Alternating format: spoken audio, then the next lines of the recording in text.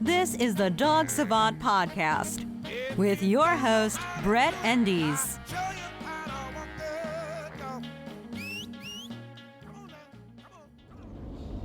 Hey everybody, welcome to the Dog Savant Podcast. Today is episode 65. My name, it's Brett Endies. I'm your host. I am a Los Angeles-based dog trainer.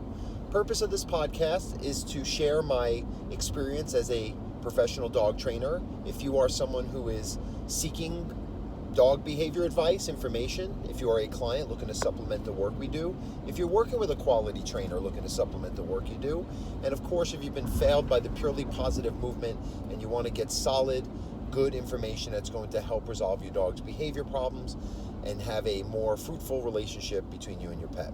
How about that one? All right, and as always, I always ask and no one does it, but I keep asking. Don't forget to subscribe to this podcast on iTunes, rate, review, share.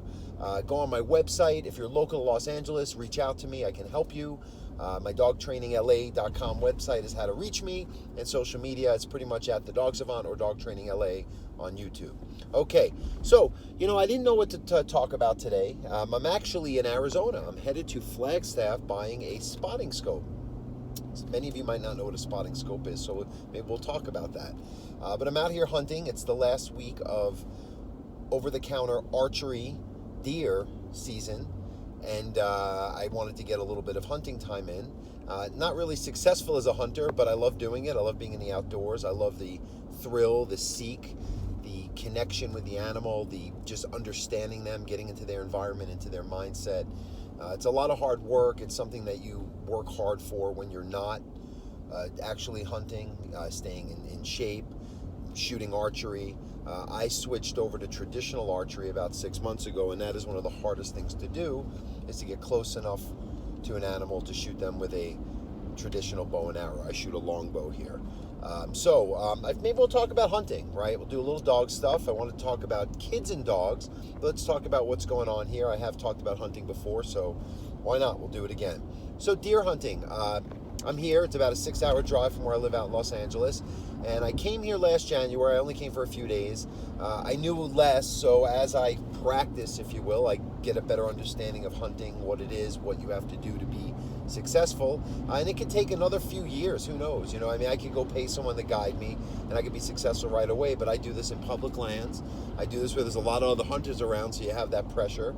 And I'm getting closer and closer. I'm feeling more confident every time. I'm understanding the concept from when I first said, well, you know what, I want to become a hunter in my early 40s.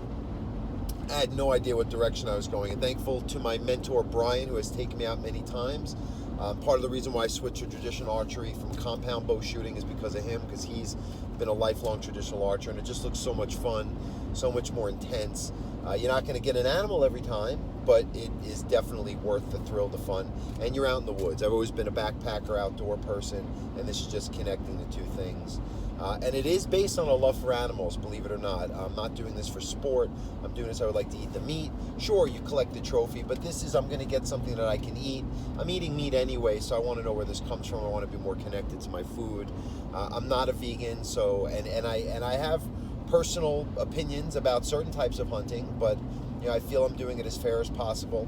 I feel that what I'm doing it for is proper motivation, considering the alternative would be me going to the supermarket and buying it in a piece of styrofoam wrapped in cellophane. So I think I'm going to take a little more ownership for it, and I'm excited because I myself, other than some small game, have never really shot at anything. I haven't gotten close enough yet to be able to do that. So maybe this week. I have until Thursday the 12th. That's the close of the season. So, spotting scope. So here in Arizona, it's a different kind of hunting than if maybe you're whitetail hunting out, in the east or Midwest. This is mule deer hunting, coos deer hunting, where it's big open spaces, and part of the strategy is spot and stalk hunting, where you stay up in an area. You have to play the wind so the animals can't catch your scent, and then you just glass, which is sitting there with a pair of optics, but I'm going to go get a spotting scope. And you just look. You could sit there for hours all day just looking for movement, looking for a glare of sun on an antler, something that gives you indication that the animals are there, and then you start stalking, and that's where the real fun begins. Last time I was here, I had 2 stalks. One got undermined by someone who thought it was interesting because there's a dirt road that goes right through this area where I hunt in Arizona, and sometimes you get some car hunters who pass through, and they sure like to stop and watch me doing my thing, watch me drop my pack, my shoes, and that pretty much blew out the deer. Then the other time was just sitting behind a tree with a bunch of does waiting for the buck to come, and it got dark, so that was that. But you remember these things. It's pretty amazing how even failure creates excitement, fun, and memories, right? So, spotting scope. This is something that's beyond binoculars. My binoculars are killing me. These things are hurting my eyes. I just can't lock in, and there's such great distances. It's just requiring too much. Wow, I just drove by a dead female elk on the side of the road here. Wow, that was huge. All right, anyway, sorry for being distracted, but that was amazing. I say, hey, if that was a bull mule deer, maybe I'll get... Just kidding, guys. All right, so anyway, so a spotting scope gives you a little more range.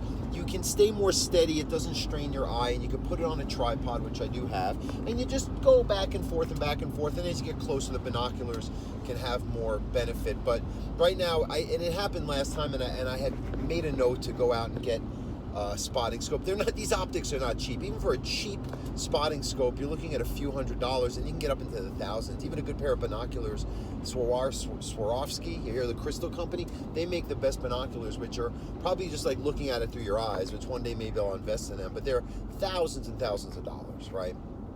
But I need to buy it, otherwise my time's going to be wasted out here. I gotta get sight onto these animals, especially during the day. See, my luck is going to be if I can catch them when they're bedded down midday. And there's behavior patterns in them, usually in the right before dusk when it starts getting light, or daylight, and then right dusk when it starts getting dark. The animals will start going out and grazing before they go to bed, and then they go lay down, and you can actually catch them in their bed sleeping, resting. But you got to have really good optics, because you can't be that close when you spot it, and you got to sneak up, and just over the course of it can take hours just to go a mile, or if that's where you spot them and you make your way, because I have to get within, I'm comfortable 20 yards or less, to get a clean shot on this animal. So it's a lot of work, but it's fun. I can't imagine how rewarding it would be when I actually, get a large animal. I've done a lot of pig hunting, deer hunting a couple times. But this, I'm just going to up my game. I'll invest in this. That's all I basically spend my money on, is hunting and archery equipment. So headed to Flagstaff, see the local archery shop, what they got, and hopefully get myself a nice spotting scope so the rest of this afternoon I can be a little more successful and not feel like I'm going blind in the process. My eyes are just strained from just a few hours sitting on this hill glassing this morning. So that's hunting. That's my thrill for it. I'm not an expert. All I can do is tell you a beginner's perspective, but it is fun. I also think the community, quite frankly, I've said a couple podcasts ago, my take on the dog training community, not always the most supportive. I have some great friends that are dog trainers, and I value them, and they might not do exactly what I do as a trainer, but I respect them and see the merit in what they do and can learn from them.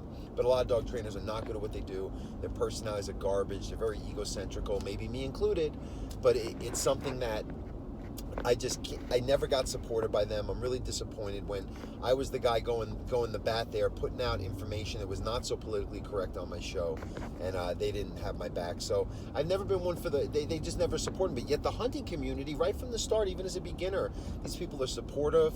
People in my local hunting community, my archery club, and even online, it's just, I'll tell you, people are a lot more encouraging.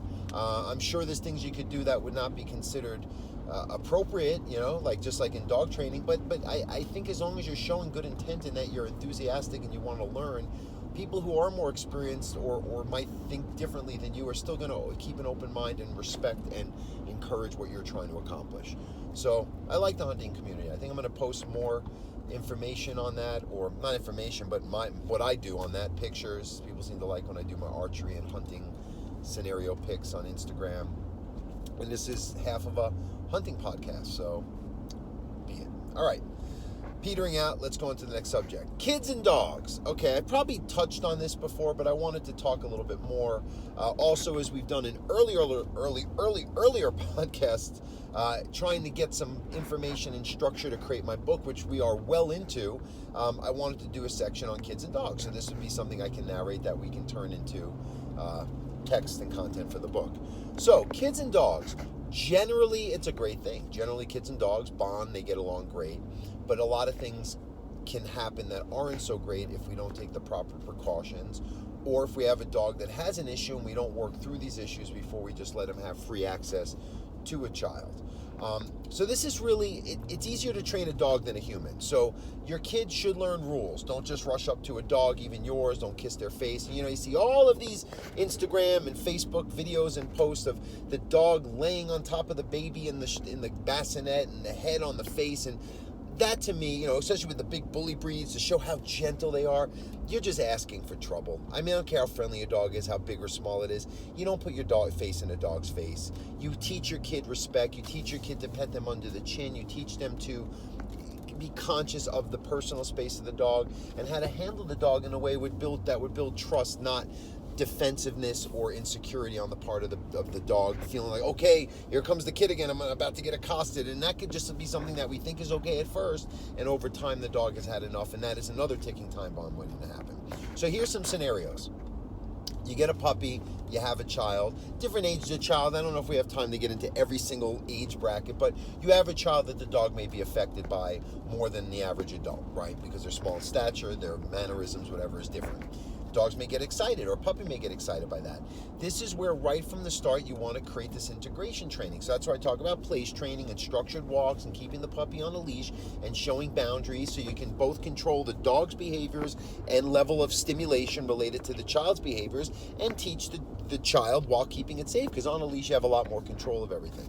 So teaching, like I always give an example, if you have a child, your little infant plays on a play mat, you put the place off to the side of that, and you teach every time the child is presented in that room, this is your mode. And at some point you don't have to place them. They make the association of keeping a boundary, staying calm, which makes the dog conscious, which has them make the proper behavior choices in the first place. And then at some point they don't have to be, it's an intuitive thing for the dog. Right. So that's ideally just right from the start, teaching a puppy or a new well-behaved social dog that's entering your home, even if it's an adult, how to integrate with your kid. And that should be good for the long haul or any other scenarios. Even when they have friends over, you want to do this too.